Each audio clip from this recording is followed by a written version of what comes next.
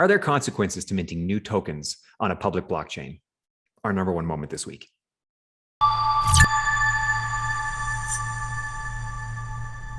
Hello and welcome to another Antelope Top 5 Moments of the Week. Now, please keep in mind, none of this is financial advice, and you're strongly advised as ever to do your own research. This is brought to you by the team at Helios, myself, Chris Barnes.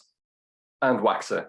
So, starting with number 5, we have the Telos team, who have teamed up with the GameFi project, 8-Bit Arcade.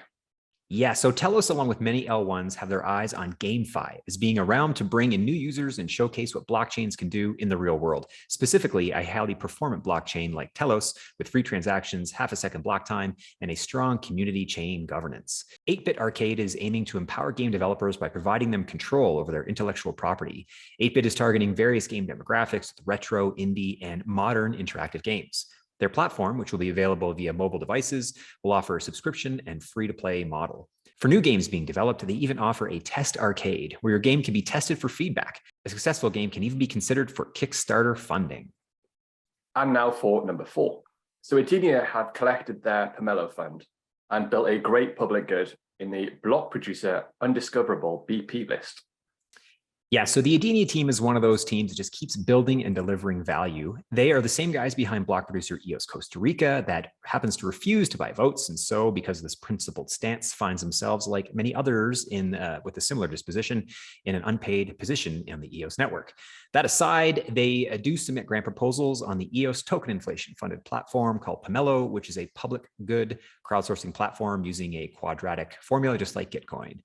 One of the tools delivered by the Adenia team, funded by Pomelo, is their Undiscoverable BP list. This shows the BPs on various AntelopeIO chains that do not have their BP JSON file updated, so that each block producer presents all of what they should be, which is required information to the public and, of course, their block producer peers. Currently on the EOS network, nearly 29% of all inflation paid to BPs is going to BPs that are failing this check. To compare this metric to other chains, Proton is at nearly 3.87%, Telos is at 6.35%, Libra is at 9.5%, and Wax is at 0%. Some of these missing JSON files are indeed from proper BPs with infrastructure and definitely a team delivering value to their respective networks. For example, Graymass and Rio Blocks on Libra testnet and Infinity Block on the Telos list. And of course, we've got Bitfinex on EOS. These are all BPs with infrastructure delivering value. The issue with EOS is this number is actually quite high and is directly related to the number of sock puppet BPs that exist on that network. And sock puppets are basically block producers that register as a BP, collect inflation from the votes they receive, but do not actually have any infrastructure running. So they're a sock puppet. If we look at the total amount of leakage, we can call it, at the current EOS price, we're seeing over $3.5 million a year or $10,000 a day paid out to non-compliant or non-discoverable BPs. The other networks combined only add up to roughly $585 per day or $212,000 per year. Bottom line, this is a great tool that the Antelope community should be not only grateful for, but looking at regularly and reaching out to the BPs that are in fact deficient. For example, I reached out to Justin from Infinity Block, and because he runs a truly community-focused BP, it's no surprise that he responded right away, and he said he'd fix this as soon as possible, which happens to look like just a basic certificate issue with a website, so no big deal. Thanks as always to the Adenia team for all that you do in putting out these very valuable and useful community-focused tools. Woohoo! In at number 3, Telos have partnered with OwlDAO, further expanding their GameFi reach. Yeah, lots of GameFi news this week with Telos leading the pack. I have to say that Telos has really been killing it lately with the number of partnerships and announcements that the community is coming out with. For an L1 blockchain that's as performant as they get, was still the only mainnet running an EVM on any AntelopeIO chain.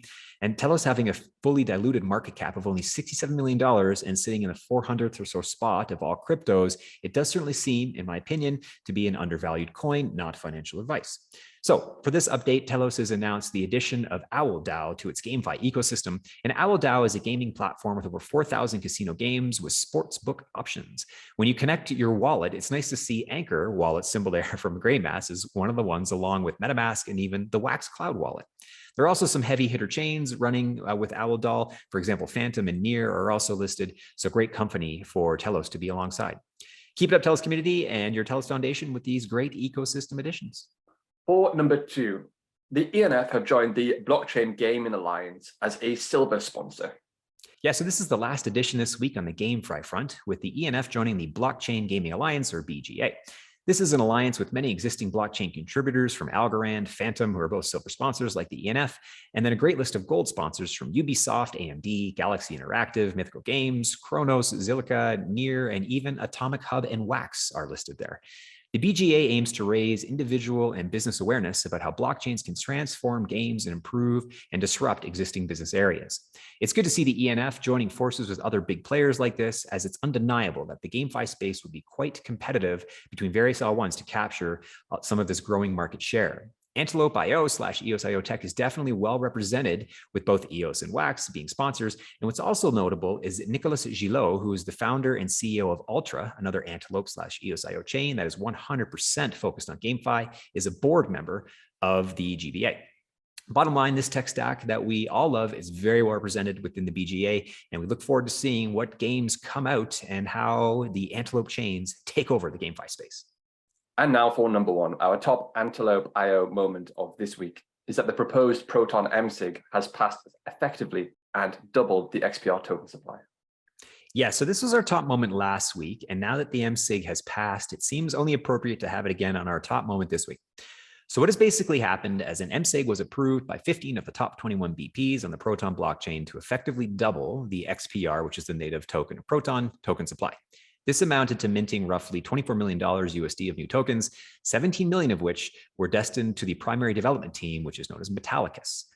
With this, there have been a lot of engagement and discussion within the Proton community about the merits of this proposal, the means by which it was proposed, and whether this is indeed a good move for the blockchain and ecosystem.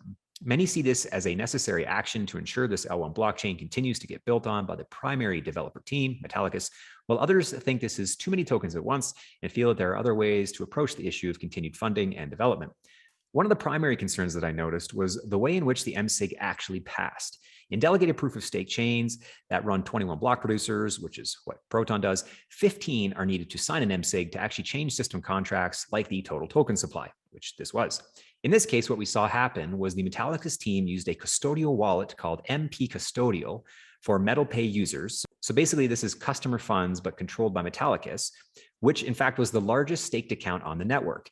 This account was used to vote for a BP called Proton Moon. So when Proton Moon entered the top 21, it immediately signed the MSIG. It started to miss producing blocks while doing so, which points to the fact that it actually didn't have any infrastructure and probably was a sock puppet. And then this same BP executed the transaction. Shortly after this, the votes were then removed from the BP and it dropped back out of the top 21. Now, while I try hard not to pass any judgments in these matters, this is an exception. In my opinion, this action points to a very centralized move where the net beneficiary of the token issuance basically made it happen with customer tokens, no less.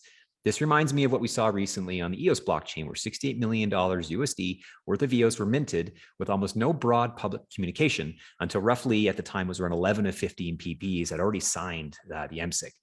It's moments like these where we are reminded that if we care about decentralization, then we need to be wary of these kinds of moves. In both EOS and Proton's case, we are told this won't happen again, but really that's not the point. The point is it can happen. And to me, this is where we should be focusing our energy. Whether these moves are good or bad is not really the point. The bigger point is the principle and whether these actions should be able to happen at all. It would seem this is where delegated proof of stake chains need to reflect on what they stand for in a world where centralization inherently comes with risk. Of course, decentralization versus centralization is a gradient or spectrum, and we each have our own views on what is acceptable with the running of a public L1 blockchain. What happened with Proton has not come without consequences, it should be noted. A number of high-quality BPs are now leaving the network. BPs like EOSphere, Sweden, Barcelona, Greymass, and Aloha, and rumors of even others, are now leaving. So while these new tokens will add capital, the loss of quality BPs is arguably priceless, especially when you see teams like Greymass, who have done so much for a collective ecosystem, say they, quote, will be decommissioning any services deemed to be non-essential for the operation of our applications on the Proton network over the coming days and weeks, end quote. Like I said last week, even if you're not in the Proton community, this will be one to watch as it plays out long term. And use this as a reference for how tokenomics matter, and governance is again one of the fundamental aspects of public blockchains that is often simply overlooked by investors and community members alike. And that concludes this week's top 5 AntelopeIO moments. Thank you for joining us, and we will be back next week with more. Yeah, like, subscribe, share, all those good things as we come at you each and every week with these very fun, exciting, filled top 5 moments.